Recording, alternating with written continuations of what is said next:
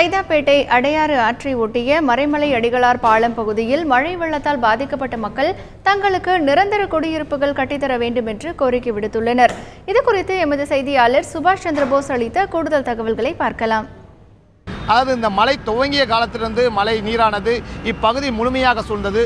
குறிப்பாக ஆற்றங்கரை ஓரத்தில் வசிக்கக்கூடிய பல்லாயிரக்கணக்கான மக்கள் தங்களை வீடுகளை இழந்து தற்போது அரசின் ஏற்பாடு செய்யப்பட்டுள்ள முகாம்களில் தங்கி வருகின்றனர்.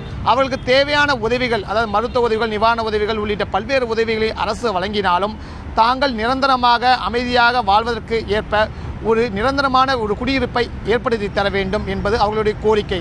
ஆற்றங்கரை ஓரத்திலே தங்களுக்கு குடியிருப்பு ஏற்படுத்தி தர அரசால் முடியாவிட்டாலும் புறநகர் பகுதிகள், கண்ணகி நகர் உள்ளிட்ட பல்வேறு பகுதிகளில் அரசு அமைத்திருக்கக்கூடிய வீடுகளில் தங்களுக்கு வீடு அமைத்து கொடுத்தால் தாங்கள் வாழ்வதற்கு வசதியாக இருக்கும் என்பது அவருடைய விருப்பமாக இருக்கிறது. இப்பகுதியை சேர்ந்த, அதாவது வீடுகளை இழந்த இப்பகுதியை சேர்ந்த நம்முடைய ஒருவர் இருக்கார், சிவகுமார். அவரிடம் கேட்போம். சிவகுமார், உங்கள் வீடு எப்படி தண்ணியில் மூழ்கிடுச்சா? என்ன உங்களுடைய கோரிக்கை? இப்பகுதி மக்கள் என்ன நினைக்கிறாங்க? என்ன வேணும் உங்களுக்கு? அதுங்க சார், எங்களுக்கு எல்லாமே போயிடுச்சு, வீடு எல்லாமே போயிடுச்சு. எங்களுக்கு இந்த இடம் இல்லாமல் வேறு இடம் நல்லா வரும், ஒரு இடம் கிடச்சா, இல்லை கண்ணகி நகரோ இல்லை வெள்ளச்சேரியோ அந்த மாதிரி இடத்துல, இல்லை நீலாங்கரில் சொல்லியிருந்தாங்க. அந்த இடம்லாம் எங்கன்னா ஒரு இடத்துல வீடு எங்களுக்கு கிடச்சா தான் கொஞ்சம் நல்லாயிருக்கும். கணக்கெலாம் எடுத்துறாங்களா? இதுக்குன்னு எடுத்தாங்களா? இது வரைக்கும் என்னென்ன விஷயங்கள் பண்ணியிருக்காங்க? கணக்கு மேலே ஓட்டு வீடு சைட்லாம் எடுத்திருக்காங்க, கீழே இருக்கிற வீடுலாம் ஒன்றும் எடுக்கலை. அவங்க எடுத்தாங்கன்னா நல்லாயிருக்கும், எங்களுக்கும் கொஞ்சம் இதாக இருக்கும்.